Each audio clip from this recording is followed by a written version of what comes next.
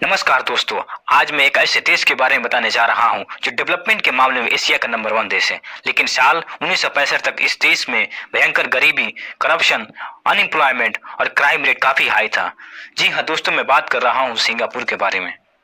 इसके बाद के 25 सालों में सिंगापुर में ऐसा बदलाव दिखा कि दुनिया देखती रह जाती है।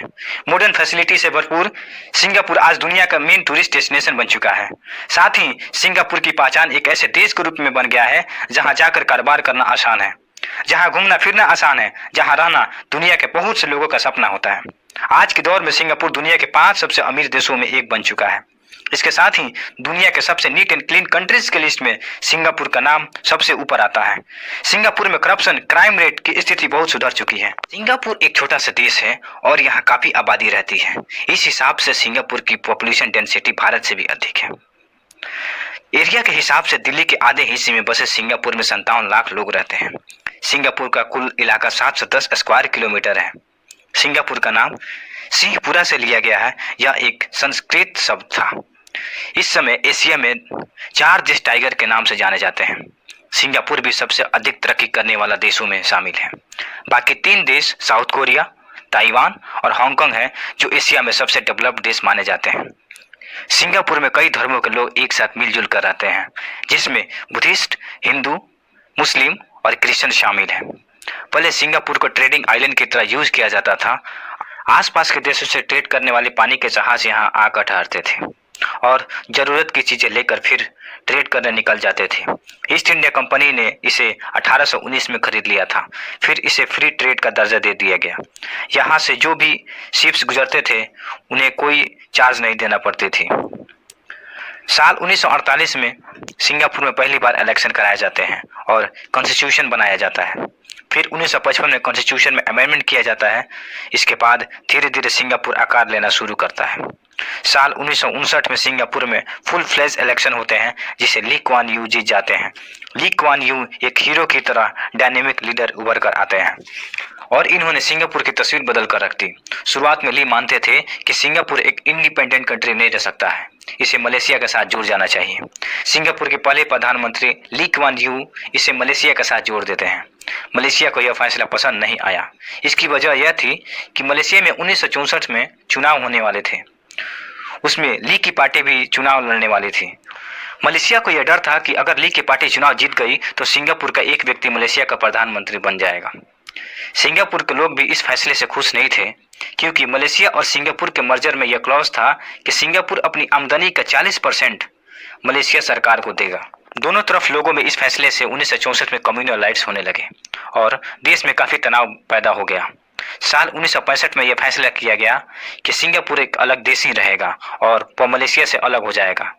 यह 1967 में ब्रिटिश आर्मी ने वहां से वापस जाने का डिसीजन लिया और सिंगापुर को पूरी आज़ादी दे दी। सिंगापुर के लोगों को इससे खुश होना चाहिए था, लेकिन राजनीतिक दल परेशान हो गए, क्योंकि ब्रिटेन की सेना का सिंगापुर की व्यवस्था को चलाने में बहुत बड़ा योगदान था।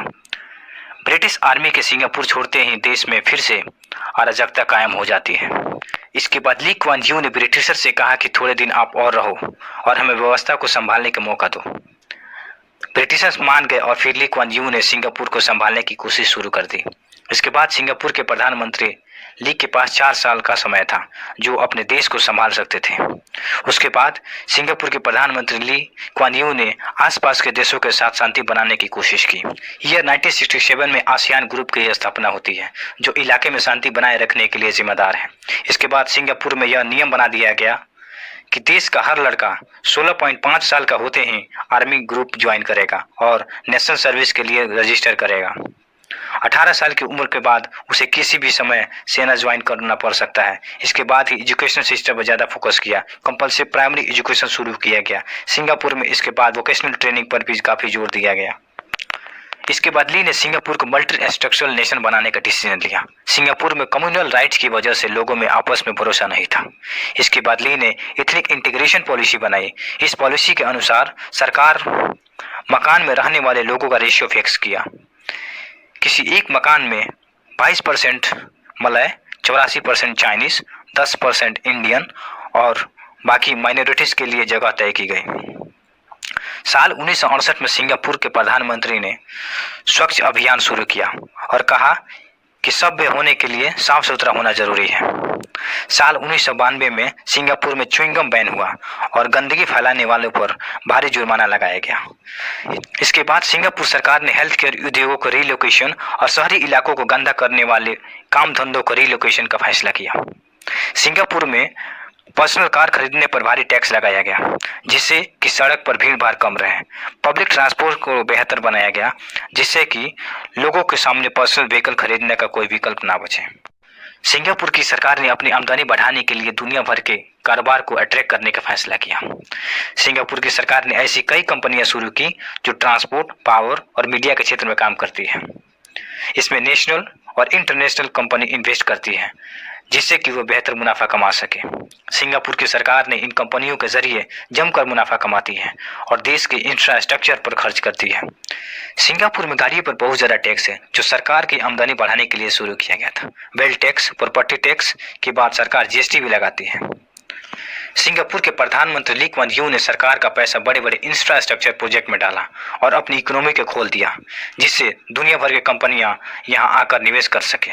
सिंगापुर में हाउसिंग डेवलपमेंट बोर्ड बनाया गया, जिससे बहुत से लोगों को रोजगार मिला। सिंगापुर एक आइलैंड है और इसके पास यही एक उपाय है जिससे वह कमाई कर सकता है। सिंगापुर ने अपनी इकोनॉमी को दुनिया के लिए खोल दिया, भ्रष्टाचार खत्म किया, यहाँ कंपनी बनाना और कामकाज करना आसान बना दिया गया, जिससे कि दुनिया भर की कंपनियां सिंगापुर पहुंचने लगी। दोस्तों, अगर वीडियो इंफॉर्मेटिव लगी हो तो चैनल को सब्सक्राइब करें, लाइक करें, शेयर करें और सिंगापुर के बारे में आपका क्या ख्याल है कमेंट में जरूर लिखें।